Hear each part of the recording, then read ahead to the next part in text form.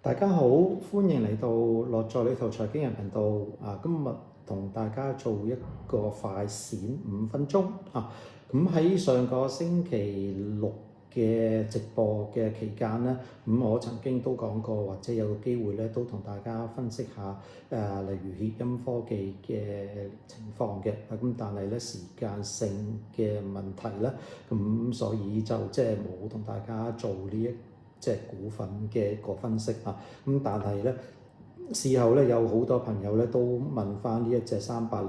嘅股份咁所以咧今日咧朝頭早咧就同大家嘗試解釋一下呢間公司而家突然間發生咗啲咩嘅問題咁由個半嘅股價咧曾經跌破咗個3呢個位置嘅咁呢個咧原因咧就其實係嚟自咧喺上個星期3嘅時間咧，突然間市場咧就有個傳聞咧就話平台黃料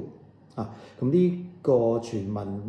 出嚟嘅人士咧就係一間叫做精奧科技做光伏中下游嘅公司嘅一個咧就高層所講出嚟嘅但係咧公司基本上咧佢自己本身又係已經係否定咗佢有講過呢啲説話嘅咁但係無論點都好咧，都造成咗一個咧係風波出嚟咁到底平台黃料係咩嚟嘅咧？呢個平台咧就其實咧就叫做係收儲平台，收係接收嘅收啦，儲咧就儲備嘅儲啦，收儲平台咁呢個收儲平台其實係咩嚟嘅咧？就係咧中國嗰邊咧係光伏行業入邊咧大概成10幾間嘅公司做咗個聯盟，叫做光伏收儲計劃聯盟咁做嚟做咩嘅呢個聯盟咁希望咧就話過去嗰幾年大家都知道啦，供過於求嘅情況咧喺光伏行業咧係出現咗嚴重過剩嘅情況咁好多咧就即係低效益嘅產能咧出現咗咁令到呢個價格咧不斷下跌，相關嘅公司基本上咧上中下游都係虧損嘅咁所以咧公司呢啲聯盟咧就係希望咧就係做一個行動咧就話要係希望收購一啲產能比較差嘅公司，甚至乎咧一啲嘅產能嗰方面咧係限制嗰個產能個輸出嘅呢一個咧就叫做收儲行動呢個平台咧就即係先前咧就即係傳聞咧到底係咪成立咗啦？咁但係好多呢啲嘅行業咧都係話已經係有所簽署啦，包括咗協鑫喺入邊咁但係個問題咧就係話呢一個情況咧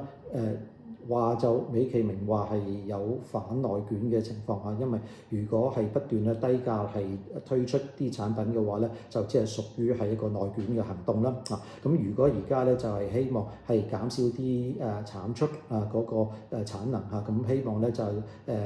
幫助到反內卷，支持到嗰個價錢上升咁但係呢方面咧有個機會咧，亦都係形成咗一個所謂嘅壟斷嘅情況咁所以因為一路都講緊啦反壟斷亦都係國家嘅一個政策嚟嘅咁但係如果你就即係儲埋啲公司嘅一啲嘅產能咁呢個咧會唔會係限制咗嗰個價錢，亦都有所謂嘅做咗一個壟斷嘅行動咧咁呢個咧市場咧亦都有一定嗰個爭拗喺度咁無論點都好咧，咁就出現咗一個咁樣嘅言論出咗嚟啦，或者謠言出咗嚟之後咧，咁令到相關嘅股價咧就跌咗落嚟咁而家亦都再睇翻咧整個光伏嘅行業嘅情況啦咁經過咗幾個月嘅一個喺限制個產能之後咁上游嘅硅料嘅公司包括咗係協鑫科技咁佢其實已經係出現咗轉虧為盈嘅啦，已經係咁上游係做得轉虧為盈，但係一啲嘅中下游嗰方面咧，都仍然咧處於一個虧損嘅咁所以整個光伏行業咧，其實就大家唔係話十分之係團結嘅上游希望有所謂嘅收儲平台係可以成立到控制到個產能，而令到呢個價格上升。的而且確啲硅料嘅價格咧，最近由7月份咧不斷咧都係出現咗一個係見底回升嘅跡象咁呢個咧對於係協鑫科技嚟睇係屬於一件係好事嚟嘅咁如果嗰個價格咧持續上升，咁令到咧協鑫科技嘅嗰個